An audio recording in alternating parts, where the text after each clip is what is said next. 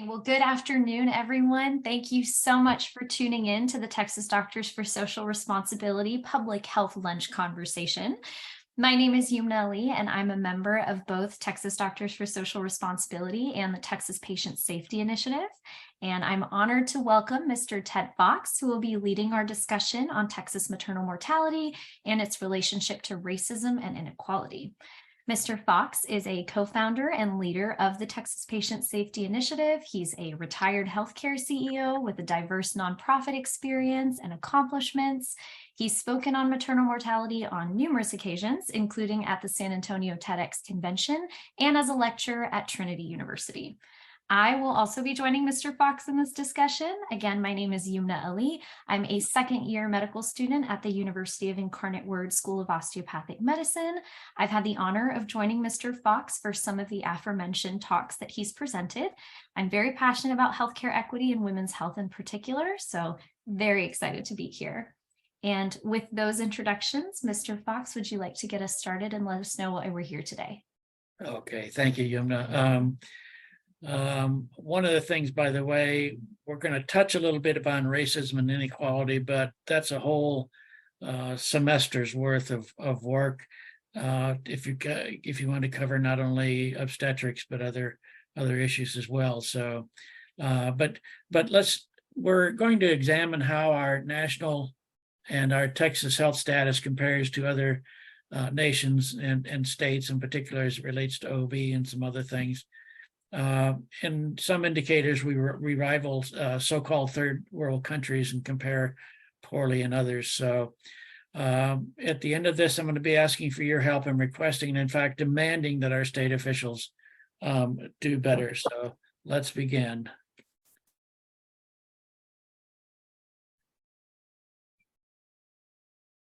The first thing I'd like to touch on real quickly is Texas Patient Safety Initiative mission and vision statements. This was put together by a consensus of the membership, and there is also a set of values that articulate how we're going to behave in pursuing our vision and mission. So we recognize that we're not going to climb the mountain in one step. It's taking bites and working hard to improve care in the healthcare sector. It's a bunch of health students, profession students at Trinity and Incarnate Word that are involved and engaged in this. So, okay. Yumna, please. Before we kind of get into the statistics and the numbers and the data associated with this topic, we just wanted to take a moment to recognize some of the women who have been lost because of maternal mortality. This picture that you're looking at right now, this is Michelle, Chris, and their baby, Zavala.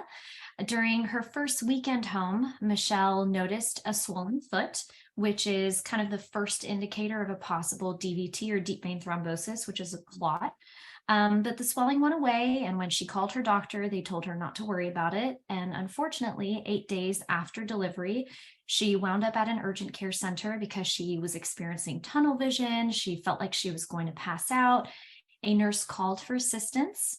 They started compressions. They had to intubate Michelle, and before they knew it, just a few days after giving birth to her daughter and having a routine labor and delivery, Michelle passed away of a preventable pulmonary embolism at 35 years of age. Another harrowing example of this is Kira Johnson, pictured here with her husband and her first baby. Kira went to the hospital for a routine C-section, and after her procedure, she was complaining of some pretty severe abdominal pain, and her husband and her loved ones begged staff to address her symptoms. They begged to have tests be run. They ordered a CT. It was never performed. And after 10 hours of her complaining and being in pain, without any response from the medical team, she was finally taken to surgery, and they found 3 liters of blood in her abdomen because during her C-section, her bladder had been lacerated or nicked. And so the entire time that she was having these symptoms, she was bleeding internally. And unfortunately, as a result, she died on the operating table. Both of these stories are not only examples of the very real consequences of the numbers that we will be showing you, but also Kira's example in particular is a harrowing reminder of just how often African American women die in comparison to Caucasian women during or due to childbirth. And in California, where Kira passed away, that ratio is 3 times as much. So just before we launch into those numbers, it's important to remember that they represent very real people and very real stories. And with that, I will pass it on to Mr. Fox. Thank you, Yumna. Let's look at some, kind of conditions that make up the issues that make these tragic deaths possible. And then we'll see how badly we're doing, how poorly we compare, and frequently we're a world and national cellar dweller. What we find is a mortality cascade. You see here where a lack of health insurance becomes a lack of access. If you don't have insurance, you can't get access frequently, which means not getting necessary care, and people then die of treatable illnesses. And this is resulting demonstrably in Texas in increased maternal deaths or maternal mortality in the state of Texas here. A key indicator, as you see, the first step in that is a lack of health insurance coverage, which dictates whether or not people can access care, including preventive care. We are 34th out of 35 nations in the Organization for Economic Cooperation and Development. These are typically Northern European countries, about a dozen of those. You see that there are lots of issues, and we do not compare very well with other countries in the world as far as health insurance coverage. We also, excuse me, the Texas uninsured number of uninsured is the worst in the United States, by the way, and was one of the minority states who rejected the Affordable Care Act's expanded federal Medicaid dollars, that being $10 billion over 10 years. So if you can't afford care, if you can't get or afford health insurance, you usually can't afford to get health care unless you have in a medical emergency or in active labor. And then you have to forego necessary medical care. This shows you how Texas ranks in the states, in the United States, as far as care foregone because of cost. And again, we're at the bottom or close to the bottom. Thank God for Mississippi, where we would be at the very bottom in the United States for that data. When you're forced to forego necessary medical care, you have deaths, and it's not, oh gosh, people get sick and stuff. No, people are dying from conditions that it could have been treated and their lives saved. It's called mortality, amenable to healthcare if you could access it. And once again, our country fares very poorly, ranking 26th among the OECD nations.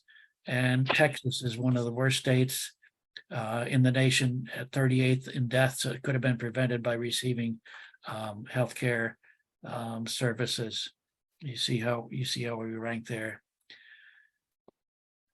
And as a result, is lack of basic health care can then have deadly consequences for women throughout the U.S. and especially for our Texas women. The U.S. is tied with Iran for 48th in the world. It is one of the few countries, including Chad, Afghanistan, Botswana, where maternal mortality is actually increasing. It's the only developed nation. In Texas, our recent maternal mortality is shameful and scandalous. As you can see from the dark blue color, we are among the worst states in the United States here on this map, and we'll take a little further look in the data on that. Recently, there was a spike in Texas maternal mortality, increased from 18.6 to 38.7. in 2012, and then it declined insignificantly to 32.5 in 2015. The 2015 rate was 87% higher than the 2010 rate. And in 2015, the maternal mortality rate for women over 40 years of age was 27 times higher than for women under 40 years of age. And in our recent maternal mortality is shameful and scandalous. Excuse me. And our Texas maternal mortality has basically doubled over a period of time then, with women's health services being slashed, funding for low-income women's health services by 2/3 in 2011, denying many pregnant women access to wellness, preventive, and postnatal services. If we look at the California maternal mortality rate, and we'll look into why this happened, during our time when we were getting worse by leaps and bounds, California was able to drop their maternal mortality rate almost by 1/2, or 50%, from 14 to 7.3%. Jumna, would you carry this on, please? Absolutely. So just another jarring visual, if you will. This is data from 2020. The CDC reported the national maternal mortality rate was 23.8 deaths per 100,000 deliveries. But at the same time, the same year in 2020, the rate in Texas was 72.7. And for Black women, it's much, much higher. It's also important to note that the definition of a maternal death does vary between the CDC and Texas. The CDC defines a maternal death as the death of a woman while pregnant or within 42 days of the end of said pregnancy, but excludes those from accidental or incidental causes. And the Texas definition of a pregnancy-related death means the death of a woman while pregnant or within 1 year of delivery or end of pregnancy. But the difference between the two is significant. And it's particularly jarring when you look at the previous material that Mr. Fox shared, which tells you that the United States isn't doing too well in particular. So for us to do significantly worse as a state, as opposed to the nation on average, tells you exactly how bad things are. It was kind of interesting. I mean, in fact, I'm sorry for interrupting, but after the data came out that raised all sorts of eyebrows and whatnot about the data that we've recently seen where the rate spiked, this Texas task force on maternal mortality and morbidity made a decision to change the definition of maternal death from the 42 days per the CDC of termination of pregnancy to 1 year of delivery. Why, I don't know, but I have my suspicion. So I have my suspicion also, and I think it was so that you cannot compare directly, because they said that one reason that they needed to not release the data this year is you could not compare directly. I think it was quite intentional. Yes. And it appears that in that first year, many of those maternal deaths are due to overdoses from substance abuse. And I suspect there's probably an attempt to sort of, cover that up or make that vague. Right. Okay. Yumna, thank you, Dr. Luedeke. And just kind of going back to what we mentioned about those racial and ethnic disparities, this is another jarring visual which shows exactly how profound those disparities are between different racial and ethnic groups, and more significantly, how there is a disappointing trend in those disparities worsening. The United States has an unacceptably high maternal mortality rate, and with the latest data from the CDC, you can see that we're topping out with record numbers every single year, and all-cause mortality rates for women of different races, particularly non-Hispanic Black women, just continue to increase exponentially. And very close to home, there was a study done out of UTSA that recently released data related to 2015 to 2019 maternal mortality rates, and they showed the very same trend. Black women in particular are dying at alarming rates, especially in comparison to other racial and ethnic groups, but the numbers are still going up for everybody all across the board. So what has been done, Mr. Fox? So in Texas, we boldly slashed funding for low-income women's health clinic services and closed over 80 of them, and refused Medicaid expansion dollars that would have helped with this issue, that being $100 billion over 10 years. And then we established a task force to study the issue. That's really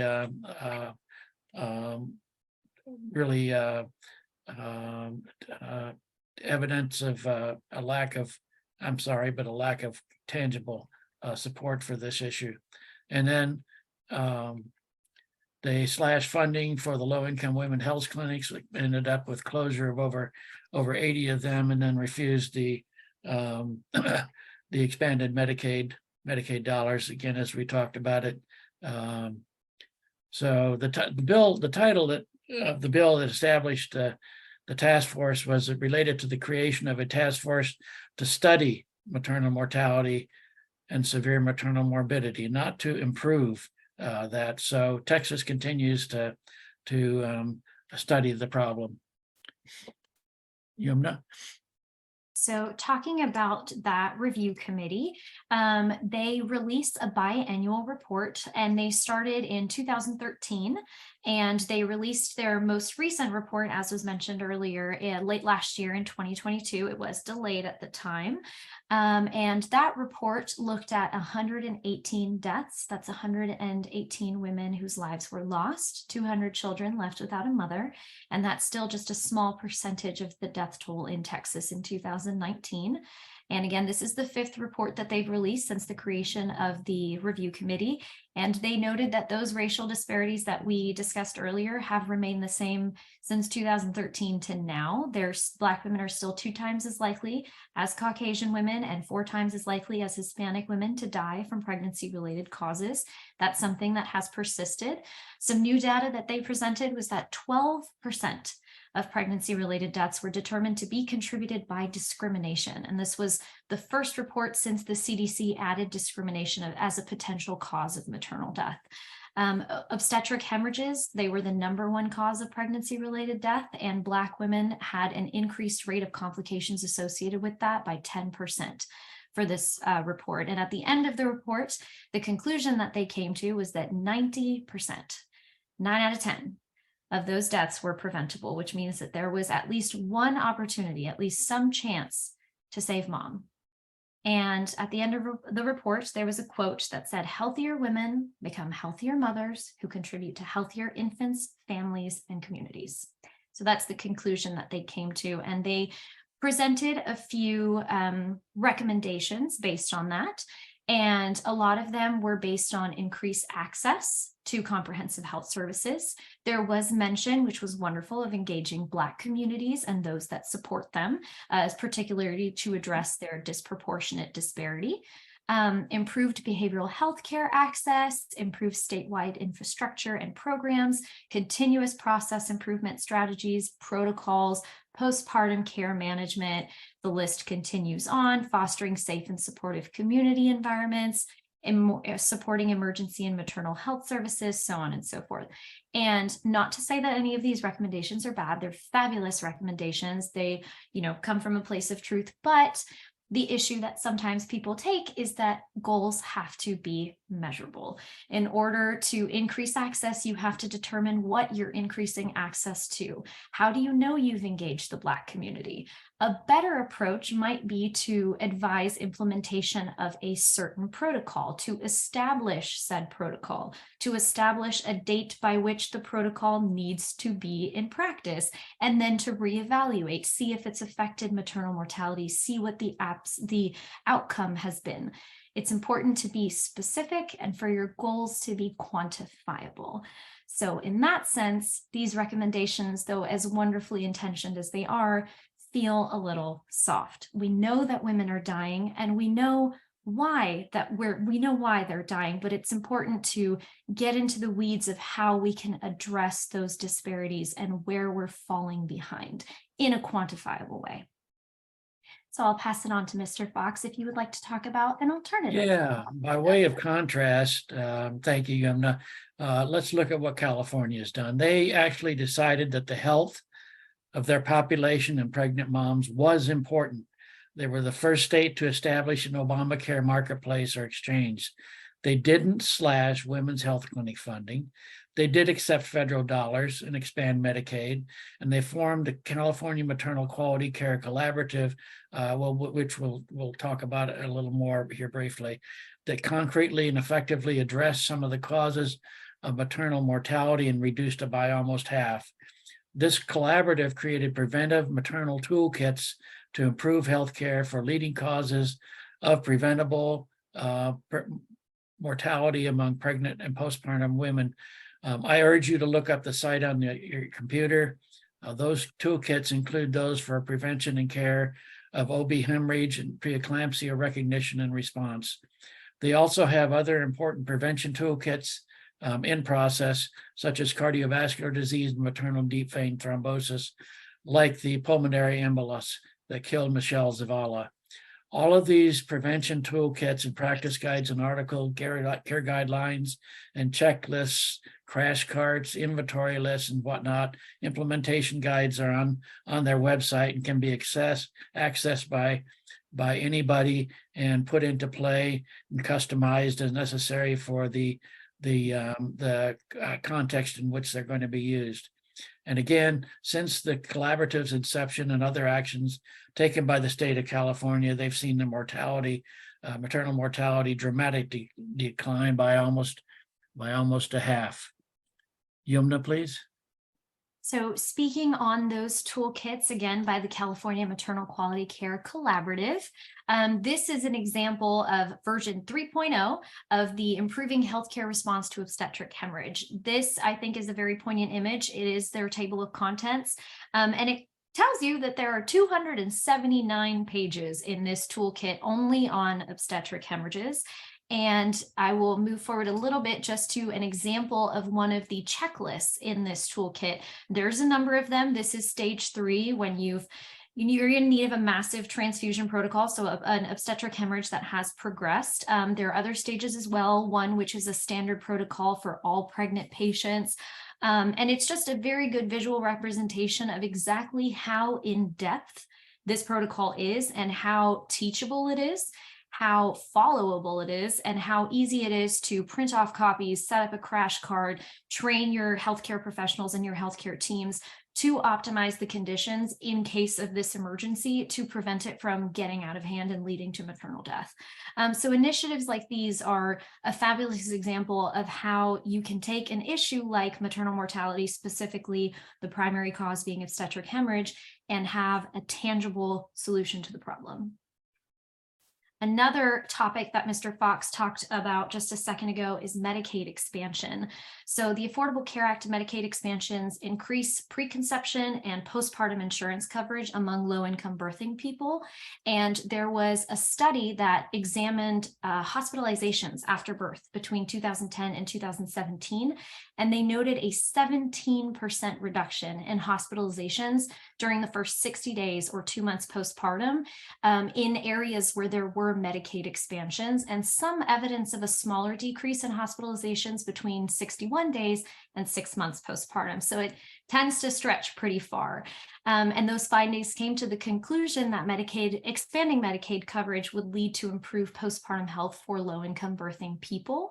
There's an initiative known as the American Rescue Plan Act, which gives states the option to extend postpartum Medicaid coverage from the current federal minimum, which is 60 days, to a full 12 months by just submitting a state plan amendment. It's much less rigorous and time-consuming than the existing process of waivers, and those waivers are what states have used previously to extend postpartum coverage. And that state plan amendment is available through March 2027, and 26 states have implemented it. Texas is not one of those states. So if all states took up the ARPA option, it's estimated that 720,000 people each year who would have otherwise lost their Medicaid coverage at 60 days postpartum could maintain access for a full year. So the impact can go far and wide with these initiatives. Now with that, I will circle back to the mortality cascade with Mr. Fox. So we're back here to this framework, which gives us a framework to understand what exactly is going on here in Texas. We've shown that there's a terrible lack of health insurance, some of the worst in the world, and certainly in our country, which leads to a lack of access and thereby a lack of needed care. And so you get deaths from treatable illness, such as increased maternal mortality in Texas. This is on us. We're getting what we tolerate and allow to happen in Austin, the laws and the regs and the mortality that we accept. Lives are at stake. When are we going to demand better? Not request, but demand better. And I just wanted to, before we wrap up the presentation part of this, to take a moment to read out a quote that I read not too long ago. And they said, "These are women who should be alive, pursuing their dreams. They should be raising their children and making their friends laugh." Which you hear a lot of numbers, you hear a lot of initiatives, you hear a lot of statistics. Sometimes it's very easy to get caught up in all the data and forget that these are real people, and they lose their lives and they lose their opportunities that they would have had very early on. Their children are left without a parent, and it impacts entire families, and it does so on such a massive scale throughout the country, throughout the state, every day. So if we don't educate and demand better from the politicians and the task force, Texas women will continue to suffer deadly results. Our Texas wives and our mothers and daughters and sisters and other women are at risk from dying of childbirth, and they deserve better. Texas singer-songwriter Willis Allen Ramsey wrote a song in 1972 in which there was a lyric that said, "Them Texas women is Texas gold." I'm sorry, but we're treating them like aluminum foil. Thank you very much. And with that comes the end of the formal part of our presentation, but I would love to open up the chat box or just the floor in general for questions. We are here till 1, just in case anyone feels like they don't have enough time to pop in here. You most certainly do, so fire away. Might I ask a question about the Texas Women's Health Program? I hear that touted a lot as this will take care of all the problems that Medicaid expansion, not that there's any problems, but this will take care of it all. And so we're covered. What is your opinion? I don't know enough about it. Is it helpful? Is it? It might indeed be somewhat helpful. But how long has that program been in place? I think it's been a few years now. And we see that during that period of time, our maternal mortality continues to increase. So again, some of the worst, if not the worst in the country. So I would suggest that it's not a good replacement for the Medicaid funds. Thank you. The results speak for themselves. Yes. Yumna, I had a question. What happened when the Affordable Care Act passed? It doesn't look like it made any difference, but I've always read that there were many more people enrolled. So that didn't have any kind of impact on insured people in the state of Texas? I think that's a fabulous question. Mr. Fox may know a little bit more about the details, but I think the biggest disparity is not necessarily that people aren't getting enrolled, it's how long the coverage lasts. And sometimes the enrollment process with ACA, you still have to pay for a plan or have to find outside resources to help pay for a premium, as opposed to Medicaid, where that coverage is a little more accessible. So sometimes, even though they've expanded ACA coverage, people are less likely to get enrolled, as opposed to if they were eligible for Medicaid, it would be an easier process for them. Yes, there's a gap between those that qualify for ACA and those who qualify for Medicaid, and those people fall through there. And you could also be much more aggressive and organized through Medicaid than you can through the ACA program in terms of targeting and focusing in on Texas women who are pregnant. Thank you. You're welcome. Thanks for the question. I also do believe that the Healthy Texas Women program, they focus mostly on family planning and pregnancy prevention.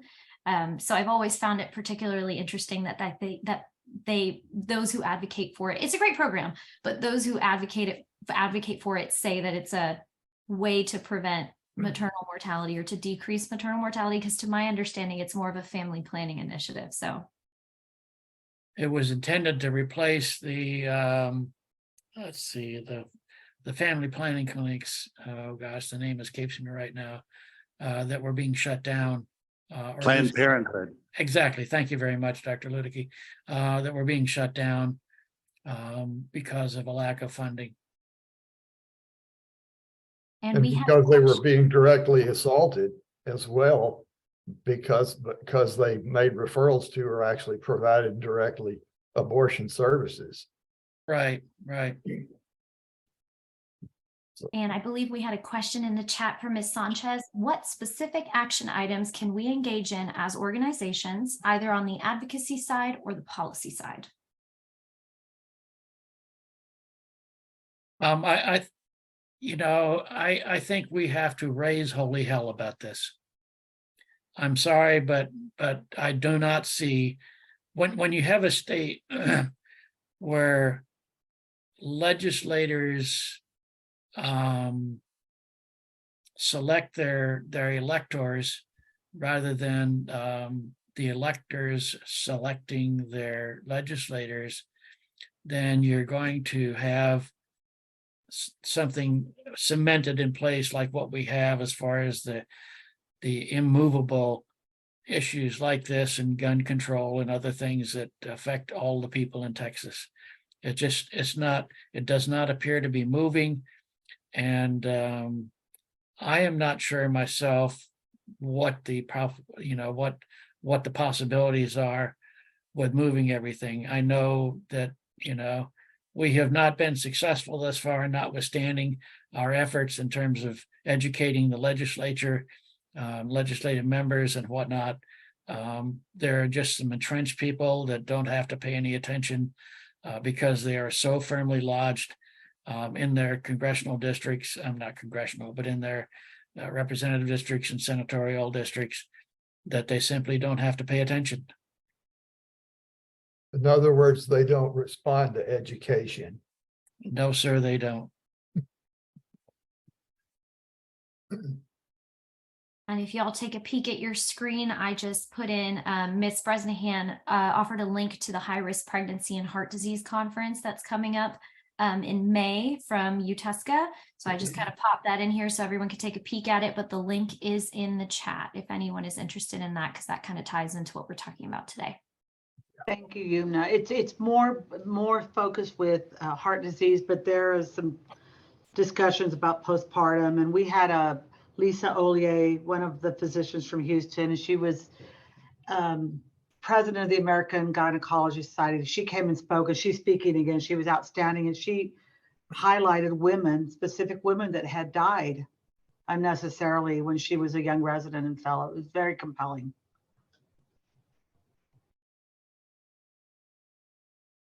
This is just a huge tragedy that's going on in Texas, and it continues year after year after year. Well, let me add to the discussion here, Please.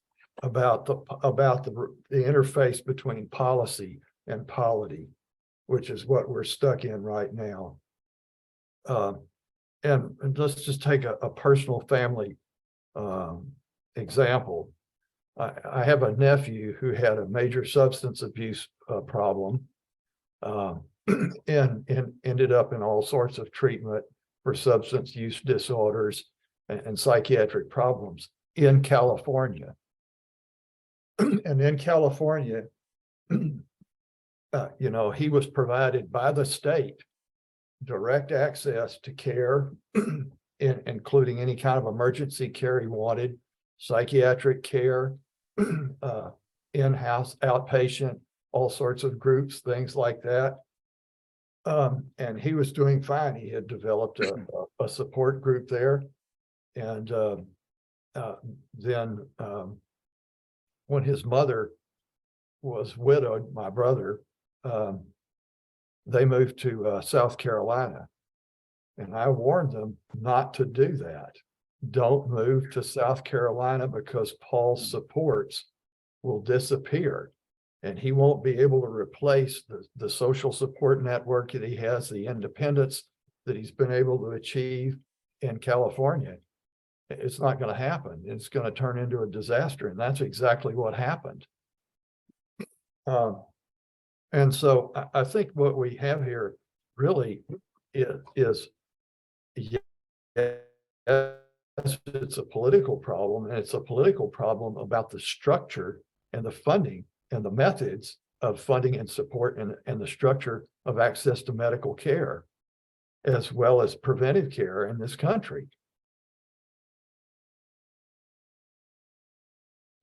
Very true, very true. And I think that's the main issue. That in the long run, the overall goal is to get away from insurance-based systems. There's been a book just written and published by a physician at Ben Taub Hospital in Houston, and about the charity hospitals that private and insurance-based systems don't provide, simply won't provide. And you know, of course, it has suggestions in it. I'm trying to remember the name of the title of the book, and I just can't pull it up. But when you start comparing what we've done in this country and to extreme degrees in the state of Texas, to how they provide access to medical care and actually community development that truly is preventive, to European economies, some of the Asian economies, countries, it's like night and day. Their outcomes are twice as good as ours at half the cost. And you know, even when they have an insurance company like they do in Switzerland or in Germany, essentially they've nationalized the insurance companies. So they have control over what's going on there. And then there are other systems that are just national healthcare, medical care systems in which everybody has access and it's paid for as a public asset.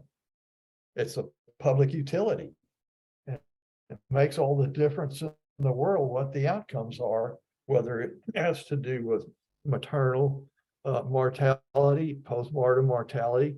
I mentioned suicide, I mentioned drug substance abuse before, and overdose. There's also a substantial suicide rate component of that in Texas because we don't have follow-up, we don't have follow-up care.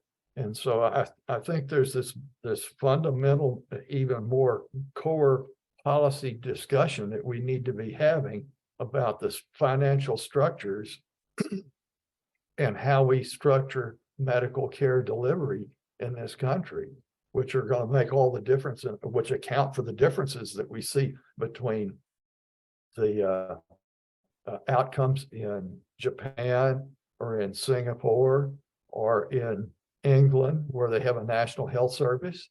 I mean, how is it that the queen, the future queen of England, can go and have her baby and walk out on the steps 4 hours later to go home with their second or their third child, and the press, and they do a photo op, and then they go home? Well, that's because every woman that has a child in England has automatic in-home nursing care, follow-up care as soon as they've delivered and been discharged from the hospital. That's how that's achieved. Right. We have to change the structure of this system and the financial incentives in it. Great points, Dr. Herndon. It sounds like places like England, et cetera, have put in place tangible things to improve the health and reduce the mortality and morbidity of their populations. if you go back to that California Maternal Quality Care Collaborative website, you'll see toolkits, and I've got a list here in front of me. I'm on the site. It's a cardiovascular disease toolkit, early elective delivery toolkit, OB hemorrhage, hypertensive disorders of pregnancy, maternal sepsis, mother and baby substance exposure initiative, toolkit to support vaginal birth and reduce primary C-sections, and venous thromboembolism toolkit. So, I mean, these are all, again, very, very, very detailed. They have checklists for what should be in the crash carts and things of that nature. You know, whose job is it to contact the anesthesiologist and things of that nature. So, so do we have any more questions or thoughts? One brief comment, if I may, is that if ever the two of you and me are scheduled on the same day to talk, I want to go first because both of y'all are excellent speakers and I would not want to follow either one of you. Oh. You hear that, Yumna? Such a relief. Thank you very much. But I'd like to thank Yumna so much for helping get me organized and you know, put me up here like a puppet, you know. So I just parrot what Yumna tells me. And you do a fabulous job. And I know Ms. Sanchez asked if there would be any way for us to email out today's presentation. We always upload recordings on the Texas Doctors for Social Responsibility YouTube channel. And we also have a website, it's texasdoctors.org. So you'll be able to access it through there as well. But since everyone in attendance is registered on our Zoom link, I can go ahead and send out an email with that direct link too. Just to make sure the technology doesn't stress anyone out. That's right. By the way, Yumna, what is your targeted specialty at this point in time? I'm sure y'all can guess, but it's OBGYN, which is why I'm very happy about being exposed to these things early on and being aware of these things, because for all I know, by the time I'm in residency, maybe I'll have my own toolkit. You never know. That's right. That's the dream. And we still have a few more minutes left before our official end time. But does anyone have any questions or comments before I kind of exit us out of here? None at all. What do you think the chances are of Medicaid expansion in this state, in this legislature, this legislative cycle? This cycle, I'd be happy if it happens in my lifetime. Yeah. I'd be happy if it happens by lifetime, but that leaves fewer years, maybe even months, you know. Well, when you look at it fair on, and we have these, we have basically 24/7 surveillance of the Speaker of the House's committee, his select committee. When we're looking at the gun violence problem, the only thing that's seen that has come up there is not any of the bills that have anything to do with gun violence, really. The only thing that they'll even allow to be discussed in that select committee is what? The word safety. Gun safety. We're going to have safety programs. There's no discussion about assault weapons, clips, anything, nothing. So it just shows you how tightly controlled and pre-programmed everything going on in the legislature really is, in terms of being an obstructionistic, reconstructionistic legislature, where the idea is to make sure you don't pass anything that might be considered bad, which means you can't pass anything that might be good. Can I ask Yumna a question? Yes, ma'am. From a female standpoint, do you think that as far as our African American sisters go, when it comes to maternal mortality? Is it because they're women and Black that the number is so high? Is there a gender prejudice bias? I mean, I'm this everything that you all have mentioned is heartbreaking. And, it takes me back to the 1800s when 23-year-old women were writing out their wills while they were pregnant because they didn't know if they were going to survive or not. So, does gender and race play into this more than I suspect? Absolutely. To speak to the gender argument in particular, I am a woman of color, but I am not Black, so I don't want to invade that space and speak on anyone's behalf. But as a woman, there is definitely a harrowing reality that providers often have a tendency to drown out our voices. And many women who have been patients in their lifetime will tell you that if they complain of pain or any kind of symptomatology, they have experienced at least one provider in their lifetime, no matter how young they are, who has told them, oh, it's just anxiety. It's in your head. It's fine. Don't worry about it. This is normal. There are many cases in which women have been made to feel like they kind of take a back seat when it comes to their own health care. There are instances where women have shared stories about requesting pain medications or pain management solutions, and there are studies that show that they're not offered those options as much as their male counterparts. So gender definitely seems to play a role in those disparities, especially when it comes to childbirth, of course. And women of color have historically been ignored the most, and Black women in particular. So I think it absolutely does play a massive role. And as a woman in this state, it does make me very hesitant when I myself, as somebody who wants to become a provider, it does make me hesitant to pursue care at times. And it makes me very nervous about what the implications of that are for me in the future when I hope to have a family, when I hope to, bear children and give birth. It makes me nervous about what that might look like. And of course, I have the advantage of being a person who's pursuing a career in healthcare. I have that knowledge, I have that background, I'll have coworkers who I'm aware of. Most women don't have that advantage. So it is heartbreaking that that's a reality for them. And there definitely, those disparities do exist for women and for women of color in particular.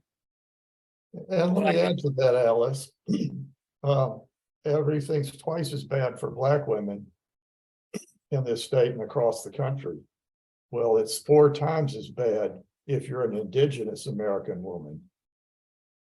It's just twice as bad. You can take any problem that you find for Black women in this country, and when you apply to Indigenous women, you can just multiply it by 2 times again. It's just astounding. And I don't know how you can possibly escape the charge that there's race and gender discrimination in that. If the group would like it sometime in the future, we have a presentation or a talk currently in pocket at Texas Patient Safety Initiative, dealing with the disparities in treatment and in healthcare and outcomes and whatnot. Looking at it from a macro level also, there's a University of Michigan PhD who posited the theory of weathering. And it's like, when I as a white baby stand up, I've got the wind at my back. I've got the wind at my back, and as a Black baby standing up, the wind's going to be in his or her face, and it's a strong wind, and it takes a toll over time. And when you get to the hospital, you've already got hypertension on board. You've got poor living environment, you've got poor nutrition, you've got a variety of other things that are driven by your socioeconomic circumstances to predispose you even to higher maternal mortality, higher infant mortality, et cetera. I would really appreciate that presentation. Okay, if you want to take it even further, look at the new immigrant women the colonias. If you want to see this state, look there. The outcomes are just horrible. So if you don't mind if I jump in for just a second to let you know Please.